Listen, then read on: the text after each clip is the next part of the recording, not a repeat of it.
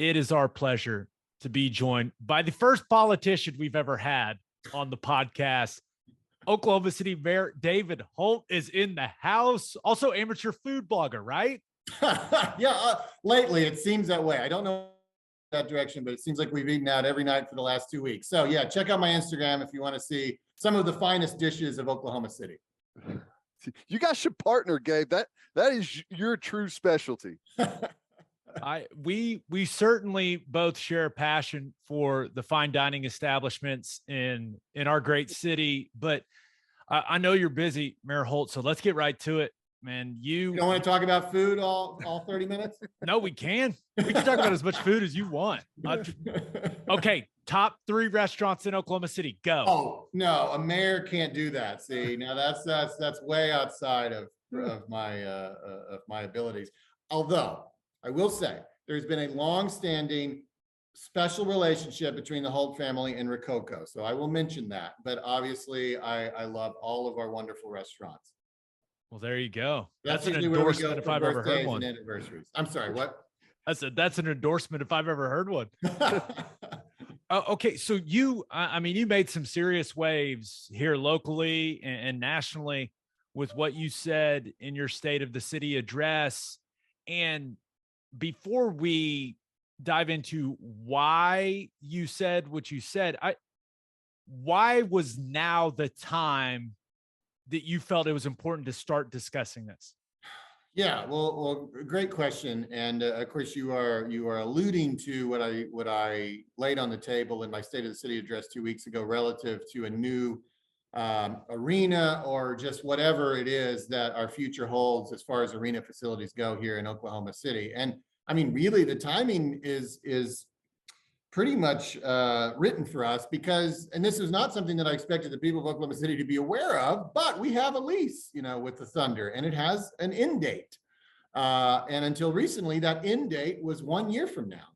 And so it is certainly, when you get to that point, it is time to talk about the future, and it's time to talk about, the ongoing status of your relationship. And obviously, we in Oklahoma City want to have a long-term relationship with Major League Professional Sports, specifically the NBA, and even more specifically the Thunder. And so we began that conversation, and as a part of that, process, you're evaluating where your facilities stand. And as I explained in my State of the City address, like if you want water and you're a city, you build water pipes. If you want a police department, you buy police cars and build police stations. And if you want Major League Professional Sports, you got to have sports facilities, especially a market our size. We're not in any kind of position, being the 42nd largest metropolitan statistical area, to dictate the terms of the models. And the models are well established, especially for markets our size. You got to bring sports facilities to the table. So as we begin to consider what our sports facilities look like,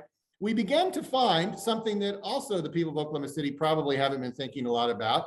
And that is that our comparisons with other arenas in the NBA, and even maybe more importantly, other arenas in cities that don't have the NBA but would like to have the NBA, are not as favorable as they once were. We're the second cheapest arena in the NBA. We're the smallest arena by square footage, which is actually in many ways more. A lot of people think about arena size in terms of seats. It's actually more important is square footage, because that really dictates what potential your arena has for all of the ancillary user experiences that people expect to see in a big time arena.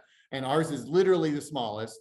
And it's not as young as it used to be. And that's maybe the hardest thing for people to wrap their minds around, because they almost feel sometimes like it opened yesterday, but it was really 20 years ago. And the oldest NBA arena, other than Madison Square Garden is kind of an outlier on this topic. So you sort of set it aside because it's technically like 80 years old, but it was renovated for $1 billion in the last decade. But setting it aside, the oldest NBA arena is 32 years old. And of course, you think about the idea that whatever we do here will take, the better part of a decade to implement. And you realize that our arena will be, 30 years old by the time that we would complete this discussion. So all of that kind of came together to make it very apparent, once you really put the facts on the table, and once you have take a clear-eyed look at it, you realize that we don't have the sports facilities to maintain a long-term relationship with Major League Professional Sports. And so we want to have that relationship. So we're going to have this conversation in Oklahoma City. And so the reason for the timing, though, was that we have the lease that we're at the end of. Now, fortunately, the Thunder have now committed to 3 more years, so we have the time to have this conversation. That 3-year extension was provided for back in 2008 when they initially came to Oklahoma City. There was that potential that they could add 3 years. So now we've got a little bit of time to have this conversation, but we do not currently have in Oklahoma City the facilities to maintain a long-term relationship with professional sports. But I have been heartened by the response thus far, and I think that ultimately we'll get there. And we have a great partner in the Thunder, but we have a lot of work to do. And that was the bottom line, was to introduce that topic to the people of Oklahoma City and let everyone know we have work to do. This is not something we can take for granted. Yeah, I think people sometimes maybe get a little bit of sticker shock whenever they see, because these arenas are not cheap, especially whenever you're pricing some stuff out right now. So you see this huge number and it's like, why would we do that? And you don't want a sports team, professional sports team in your city to give your citizens something to do. Like that's great. That's part of it. And you get behind that, but it's about economic development. And you can really tie the renaissance of downtown Oklahoma City to the first arena that went in. How much, whenever you look back at that and you kind of show that, like what all has happened downtown since that arena was put in, I mean, that's got to be the real goal, right? You have to show what the economic development, what comes from it. Yeah, for sure. And as you said, yeah, so it's not about it's not about the entertainment value. I mean, that's nice. It's not even just about the 41 nights a year that at a minimum that you expect to bring 20,000 people downtown. That's also very nice. And that's a very nice economic development opportunity for your city. But we have found that having a major league sports team, and I couldn't say this if we were talking about our second team or our third team or our fourth team, but having that first one, the only one that we currently have and have ever had, has all completely changed the way that we see ourselves and the way the world sees us. And that comes with an unbelievable economic growth that you can just look at over the last 15 years. I don't think it is any coincidence that our city's population and economy has exploded in the same time that we've had a major league professional sports team. And it goes so far beyond the direct economic benefit of hosting those events in downtown Oklahoma City. And by the way, not just sports, Paul McCartney and James Taylor. I know Gabe was at that concert last week. All of that, is made possible as well by the existence of a state-of-the-art arena. But it is, in having Major League Professional Sports is really the only way that American cities differentiate themselves and send an implicit message to everyone around the country and around the world that we are a top-tier American city. When you don't have one, you tend to just get lumped together with cities that may even be much smaller than yours, but they all just kind of look the same, from the coast, right? And so if you were in New York, how would you really know the difference between Amarillo, Oklahoma City, Omaha, Wichita, Little Rock, all of those cities? But we're the only one on that list that have a major league professional sports team, and it sets us apart, and it kind of shortcuts the need to go do a bunch of market research. You immediately recognize this is a city that's big enough, has the corporate presence and the general wherewithal to host one of the world's greatest brands. So I think that's a message that is widely understood and agreed with by the people of Oklahoma City. I mean, there are always outliers, there's always extremists. Just go to social media and you can find them in 3 minutes. But I think that the vast majority of residents absolutely agree that Major League Professional Sports, the existence of the Thunder, has changed everything and far beyond sports. And Gabe and I talking about food earlier. I mean, the food scene has exploded in the last 15 years. The art scene has exploded in the last 15 years.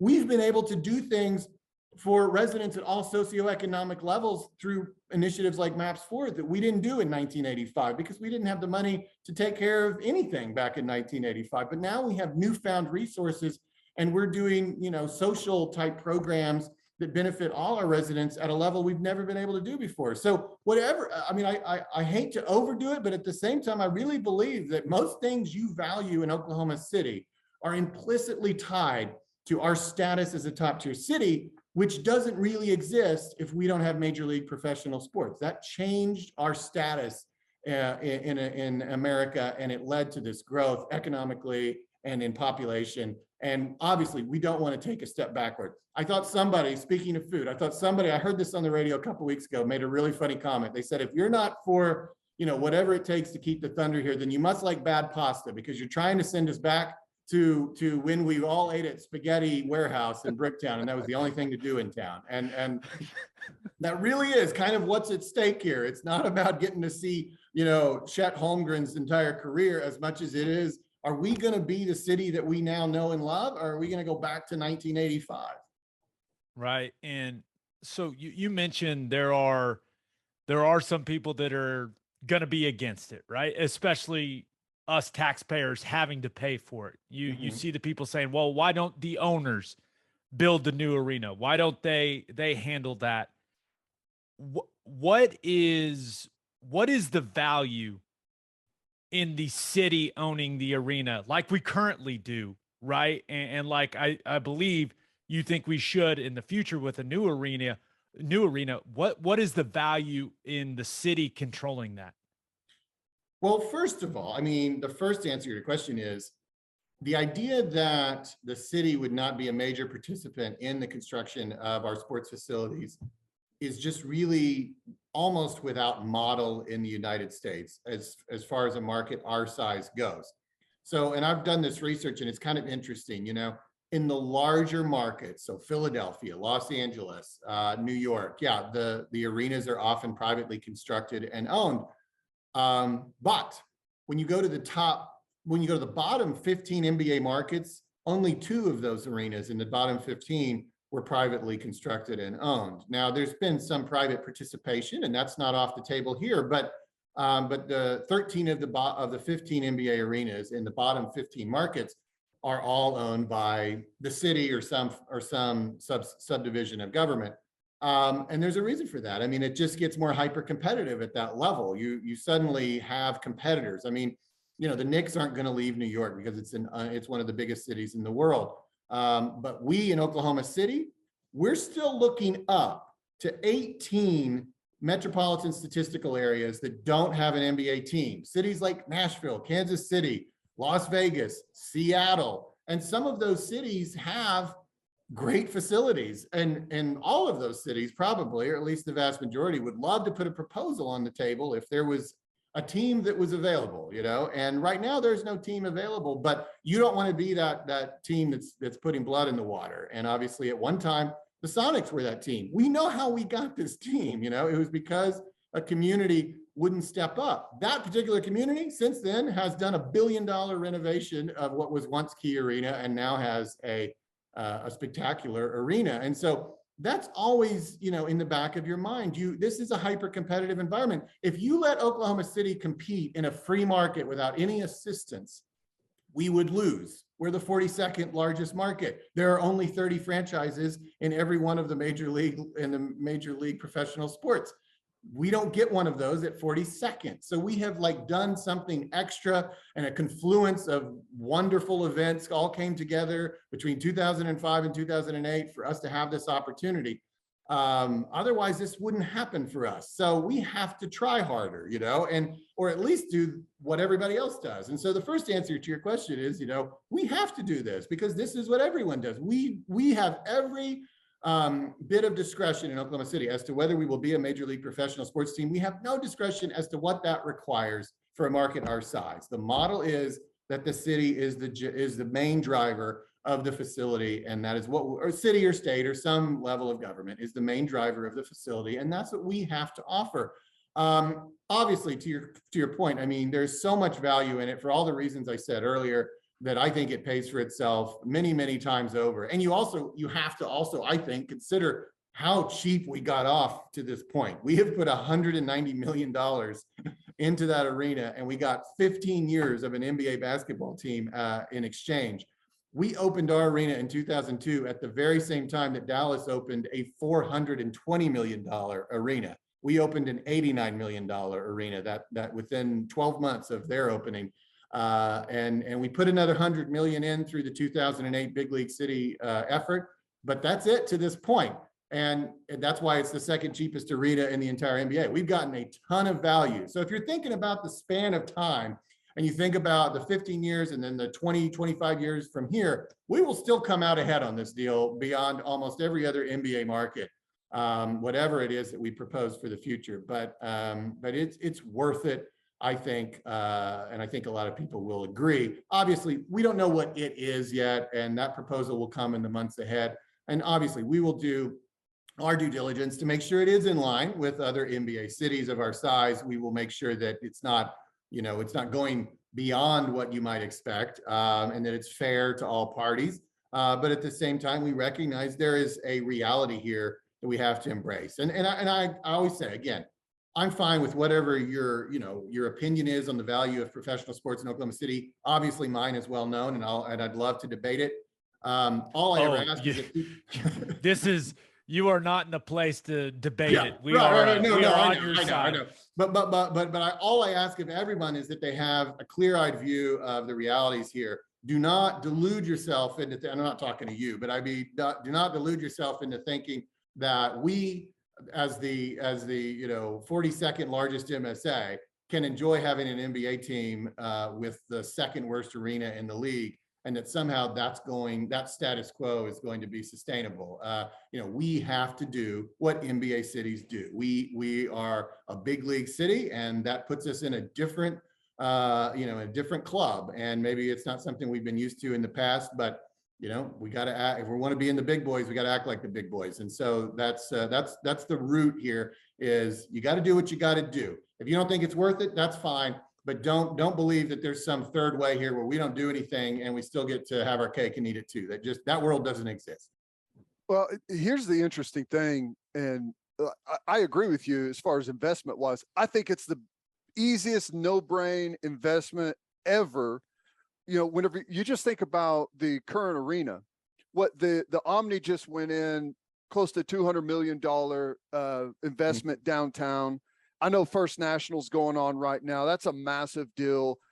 These things don't happen without the arena. So can you talk about maybe what has been produced over the time whenever you talk about the sales tax revenue, like the economic development, real estate development around that area? Because ultimately you're not just doing it for the sales tax in the arena. It's all of the development around it. What is the number that you guys have seen or put together, perhaps, that whenever you look back on the Thunder now, like what it's created tax revenue wise for the city? Well, I mean, you look at just even our monthly sales tax checks are, 40 or 50% larger than they were, 10 or 15 years ago. So that's one indicator. And yeah, to your point, I mean, I don't have that number at my fingertips, but it's literally billions of dollars of private investment in downtown Oklahoma City since this journey began. And sometimes they still need our help. I mean, actually several of those projects you just mentioned, though there was significant private money into Omni and the First National, that also had a public component as well. Sometimes, I mean, again, I'm a huge free market guy, but my own city is a different thing.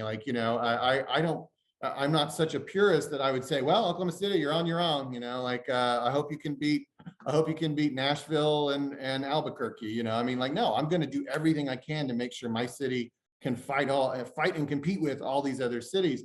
And so when we want to preserve an icon like the First National, or we want to have a convention center hotel that will allow us to host meetings that would grow our economy, sometimes we got to help out. And same thing with the arena. So, but yeah, you look at, what's going around First Americans Museum from the Chickasaws, that's a $300 million development. You look at this new convergence development that's soon to break ground over in the Innovation District, just to the northeast of downtown. That's a nearly $200 million development. You look at new construction like the Heartland building on Automobile Alley, or obviously you look at nearly $300 million put into First National between private and public. I mean, just the list goes on and on and on. Every block in this downtown area has been touched. No one lived downtown.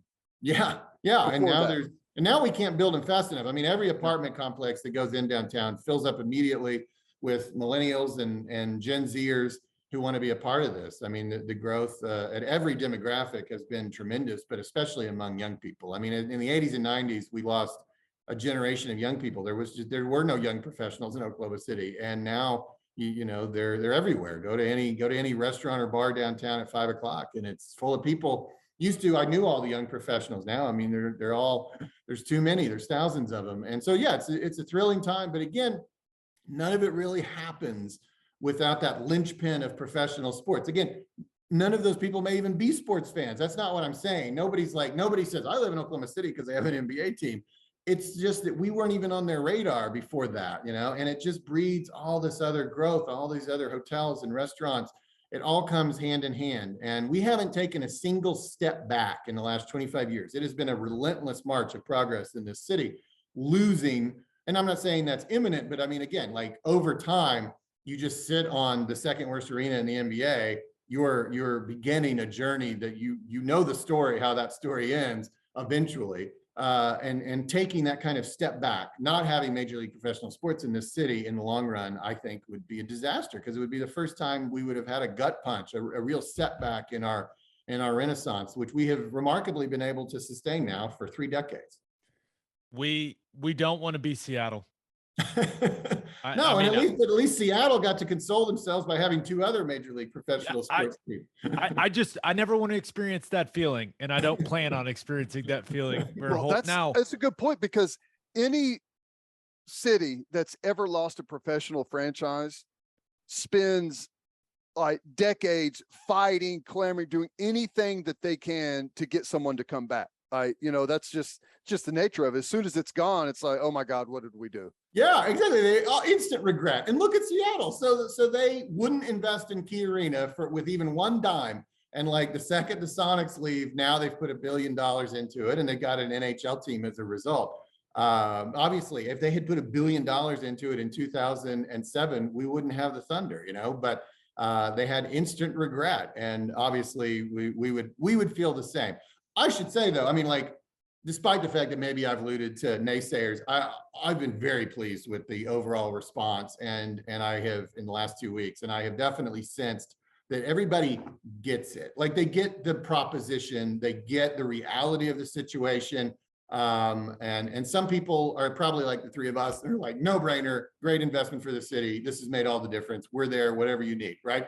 There's another group that's probably more like, I kind of hate it, but I'll do it because I understand the realities of the situation. There are always people, no matter what we propose at a city level, that are against everything, right? Like they only know one way to vote, and it is no.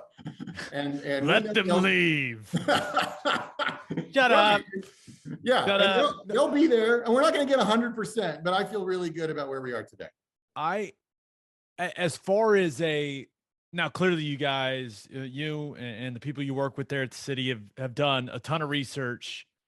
Is there a location for a new arena that makes the most sense? Are there a couple options on the table? What has the discussion about the location of a new arena been? Yeah, well, thank you. I mean, you know, everybody can look around downtown and see some obvious locations. Either they're vacant or they're kind of underutilized, you know, maybe have a facility that's reaching the end of its life, and people have written about that, and I don't have any dispute with some of those stories. It is a little premature, right, to speculate, for me to speculate anyways about it. The one thing I've been willing to do, and this seems to be important to some people, but it seemed easy for me to say, is for sure, if we do end up looking at a new facility, it has to be downtown, you know, and because I guess it's worth mentioning, because there are teams that have constructed you know, facilities in suburban areas, and that's across all of the sports. Now I'm hyper attuned to sports arena conversations around the country, and I noticed just a couple of days ago that Mayor Lightfoot of Chicago just put on the table a $2 billion renovation and dome for Soldier Field, because the Bears have purchased land in a suburban community, not Chicago, you know. The Arlington Heights Bears. Yeah. That story has played out many, many times across the sports world over the last 50 New years. England. Did you play at New England, Gabe? Yeah. It's literally, you drive through like stop signs in a neighborhood, and then boom, here's this huge complex. It's wild. Yeah. So I mean, I'm competing, as I said earlier, with, all these other bigger metropolitan areas that want an NBA team. But I suppose on some level, I may also be competing, not that I think they're getting any calls, but you're also competing with your suburbs sometimes, and obviously, in Dallas, they only have, the Stars and the Mavericks are in Dallas, but they've lost, long since lost the Rangers and the Cowboys, and, and their mayor is talking about a new arena now. 20 years after building a $420 million arena, they're talking about a new arena because they want to keep the Mavs. And so, we definitely don't want to see the team move outside of downtown. And even if it was within Oklahoma City, but not downtown, I still think that'd be a missed opportunity. We want that energy downtown. We want the proximity to all of our other amenities. And there's clearly room for it somewhere downtown. We for better or for worse, we got a lot of land downtown. I want it downtown because it's like not even 10 minutes from my house. That's selfish. Now, you mentioned, clearly this is the focus, but what are the conversations like about the possibility of another major league professional sports team coming to Oklahoma City? Is that something you guys have discussed? And if so, is there, when you're looking at the big 4 or 5 sports leagues in America, is there one that you think would be the best fit for the city?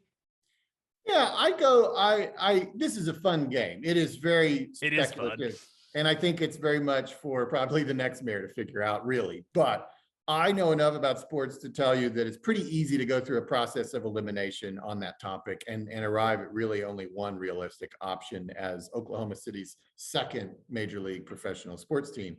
And, you look at the NFL. Well, if anybody's having sticker shock about, as Teddy alluded to earlier, about an NBA arena, I don't know that the political will is there for the people of Oklahoma City to keep us, current with an NBA arena, and then also build a football stadium. I mean, that's an enormous infrastructure cost. I think it would work here. I mean, I think NFL 8 home games on a weekend. I mean, you could pop it in Ada and it would sell out. I mean, it doesn't matter. People will travel, but the infrastructure cost is tremendous. And I also think, just as a practical reality, hard to imagine that Jerry Jones would not lay his body across the railroad tracks to keep a team from being in Oklahoma City, because it would just be clearly kind of an infringement on what I think he counts on as part of his sort of service area, So I don't see that happening anytime soon.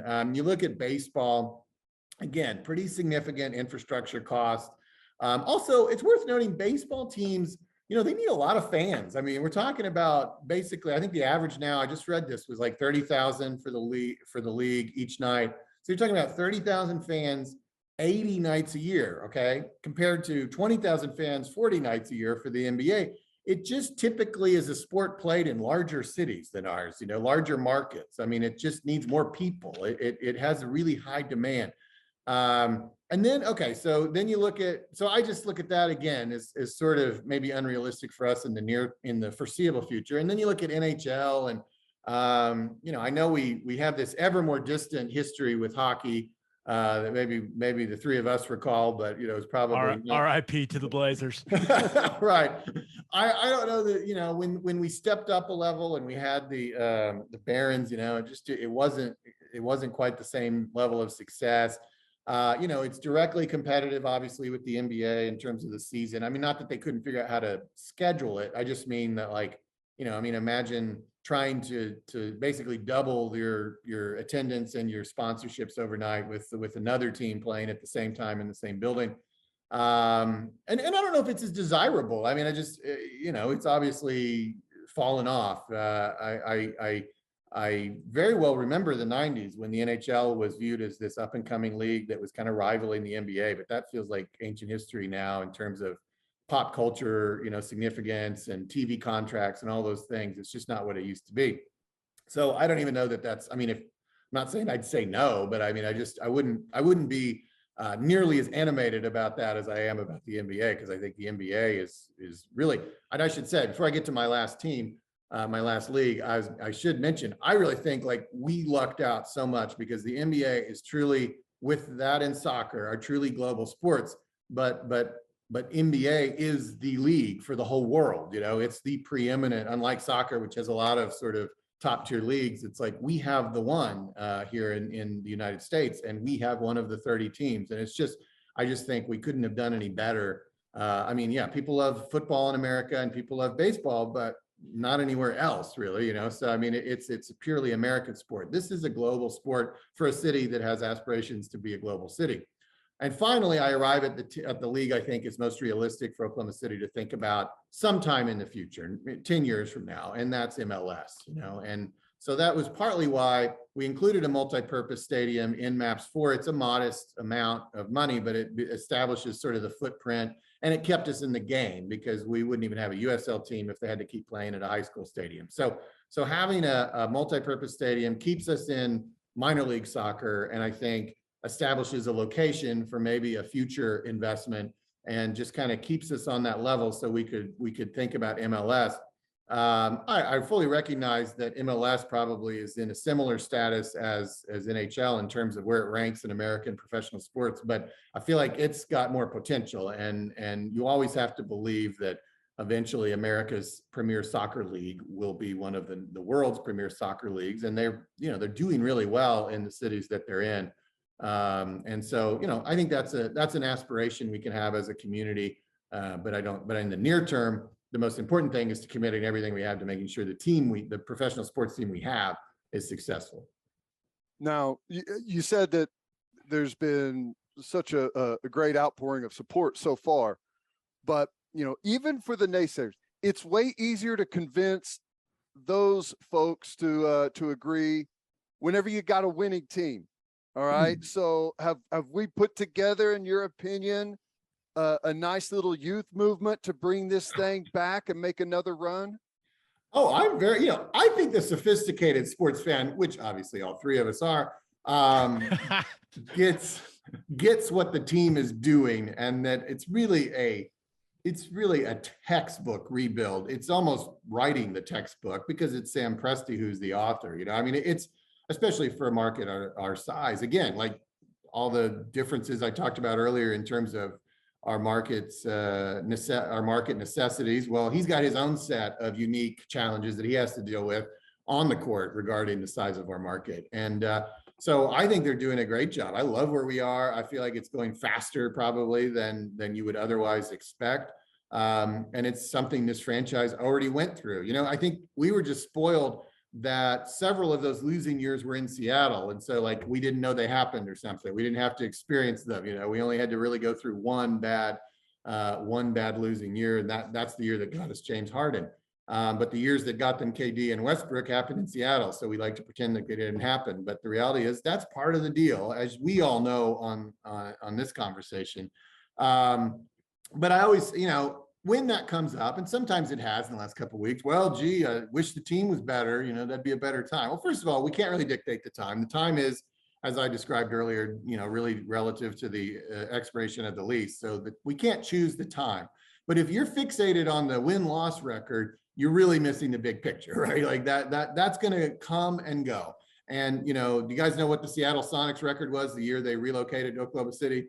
It was 20-62, right? And we were thrilled to have them. So, and 3 years later, they were in the NBA, or 4 years later, they were in the NBA finals. So,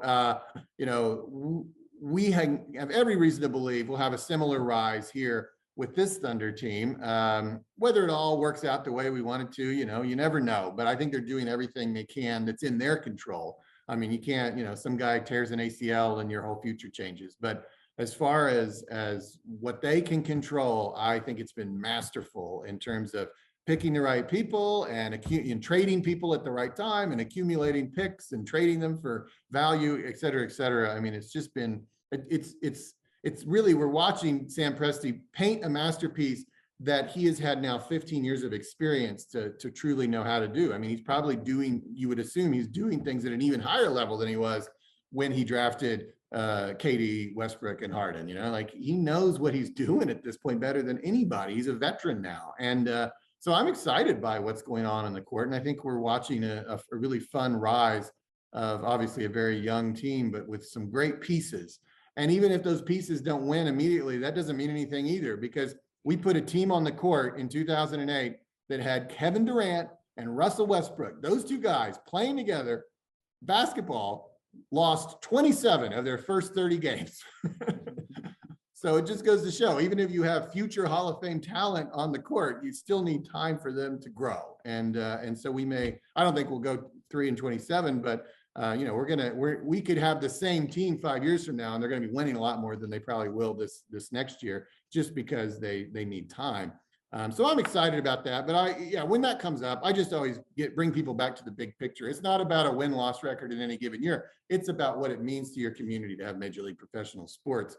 And that doesn't how they play is secondary to you know, what the signal that their existence in your city sends to the country and to the world. And by the way, they will come around. I mean, we were just in the playoffs like 2 years ago. You know, I think people are a little over dramatic on their reactions. We were just so good for so long. It's like a decade of being awesome, and they were like, "Wait, what the hell is this?" Yeah. Well, and I think your guys' background also is part of what has spoiled our sports fans locally. Is they just assume that everybody can just win forever, like OU football does, right? Like there's never, you don't rebuild in college football, but it's just different, obviously, in professional sports. Yeah. All right, Mayor Holt, thank you so much for your time. Yeah. I think this is going to be really informative for a lot of people. So know you're busy, man. So appreciate it. Oh, my pleasure. And so now, you know, there was this burst of energy after the speech, but now it kind of goes quiet for a while. And sometime in the months ahead, I can give it no real timeline, but it's not imminent. We'll have a plan. You know, we've got great partners in the Oklahoma City Thunder, and that's the good thing. I mean, they want to have a long-term relationship with Oklahoma City just as much as we want to have a long-term relationship with them. And we'll figure something out that I think will be very reasonable. Will be aspirational at the same time, and will be appropriate to one of America's fastest growing and most dynamic cities. And I think it'll get people excited, but that won't come for many months.